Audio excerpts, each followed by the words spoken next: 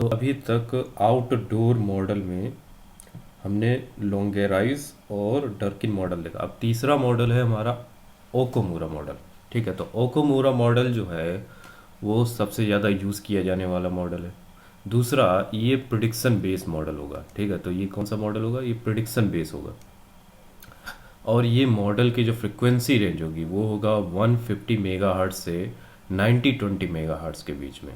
और डिस्टेंस इसकी जो होगी वो 1 किलोमीटर से 100 किलोमीटर के बीच में। ठीक है, और इसमें जो बेस एंटीना जो हम लोग यूज़ करेंगे उसकी हाइट जो होगी वो 30 मीटर से 1000 मीटर के बीच में होनी चाहिए। ठीक है, तो चलिए नेक्स्ट देखते हैं। इसमें देखिए ओकोमूरा मॉडल में हमें इसमें एक एक्सप्रेशन करना पड़ेगा जिससे कि हम पता कर सकें कि प्रोपोगेशन पाथ लॉस कैसे निकालेंगे। ठीक है, तो वो यहाँ पर एक इक्वेशन लिखी हुई है L50 dB डेसिबल में आएगा।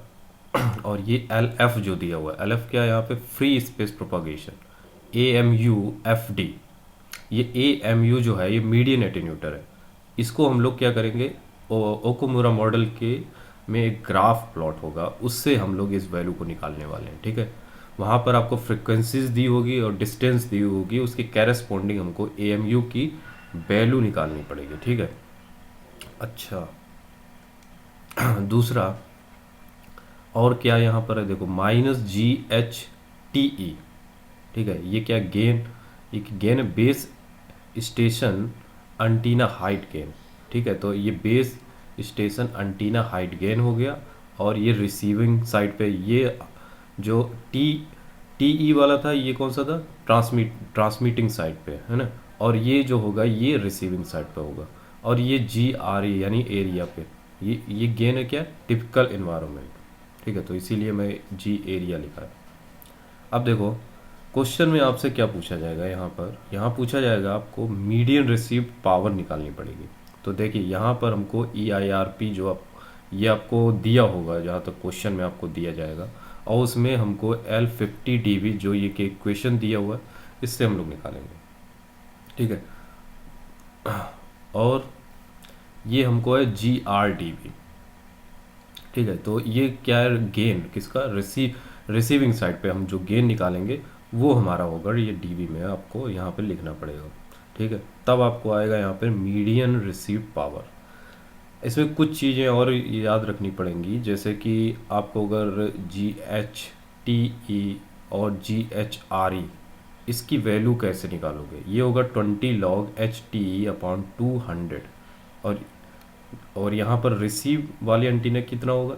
ये होगा आपका रिसीविंग के हाइट होगी उसकी रिसीविंग बाई 3। बट ये एप्लीकेबल देखो कब होंगे, ये एप्लीकेबल तब होंगे जब आपकी एंटीना की जो ये रिसीविंग एंटीना की उसकी हाइट लेस देन हो जाए 3m, तब आप ये वाला यूज़ करोगे फैक्टर। और अगर ये आपका ग्रेटर देन हो जाए 3 मीटर से, तब आपको ये यूज़ करना पड़ेगा। ठीक है, चलो अब देखते हैं ओकोमुरा मॉडल में कुछ प्रेडिक्शंस कैसे करने हैं, जैसे कि आपको ये AMU की वैल्यू कैसे निकालोगे, G एरिया का वैल्यू कैसे निकालना है, वो हमको देखना है। तो नेक्स्ट पार्ट में यहाँ पे हमको देखो ये है हमारा AMU-FD जो निकालना था। ठीक, दूसरा हमारा फैक्टर क्या था? G एरिया निकालना। अब देखो यहाँ पर क्या होगा, आपके पास आपको दिया होगा G एरिया एंड DB, यहाँ पे हम देखेंगे, और ये फ्रिक्वेंसी उसके कैरेस्पॉन्ड फ्रिक्वेंसी होगी। ठीक है, जैसे सब अर्बन एरिया, इसके जब कैरेस्पॉन्डिंग पे जाओगे कौन सी वैल्यू होगी, वो आपकी G एरिया वैल्यू हो जाएगी, और ये DB में होगी। यहाँ पर DB ऑलरेडी में लिखा हुआ है। ठीक है, अब देखो यहाँ पर median attenuator relative to free space, इसमें क्या होगा, आपको फ्रिक्वेंसी दी होगी, डिस्टेंस दी होगी, उसके कैरेस्पॉन्डिंग हमको यहाँ पे निकालना पड़ेगा मीडियन एटेन्यूशन ATD।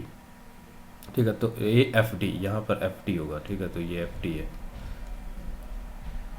चलो अब क्वेश्चन देखते हैं, क्वेश्चन कैसे करना है।